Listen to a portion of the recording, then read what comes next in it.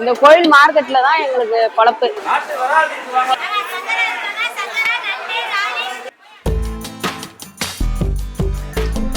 மீன் வெட்டுறதுதான் எங்களுக்கு. அந்த போட்ல போறவங்க மட்டும்தான் மீனவர்கள்னு சொல்றாங்க. மீன் விக்கிறவங்களோ மீன் வெட்டுறவங்களோ மீனவங்கன்னு சொல்லல. அவங்கள மாதிரிதான் நாங்களும் கஷ்டப்படுறோம்.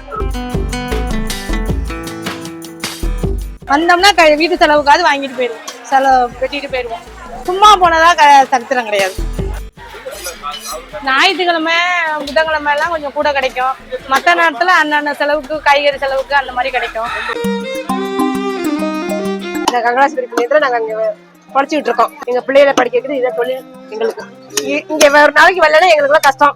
அவங்களுக்கு கொடுக்குற ஒரு சலுகை எங்களுக்கும் கொடுத்தாங்கன்னா எங்க வாழ்வாதாரம் கொஞ்சம் நல்லா இருக்கும். எதிர்பார்க்கலாம், ஆனா நாங்க எங்க கைய வச்சுதான் நாங்க பொழப்பு ஓடிக்கிட்டு இருக்கு. ஏதோ அன்னாட காட்சி மாதிரி வீட்டுக்காரர் சம்பாதிக்கிறது வந்து பிள்ளைங்களுக்கு, நாங்க சம்பாதிக்கிறது வந்து ஒரு சாப்பாடு செலவுக்கு ஆகும்.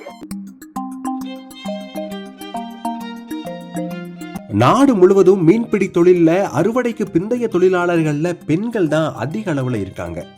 மீனவர்கள் அல்லாத மீனவர்களாக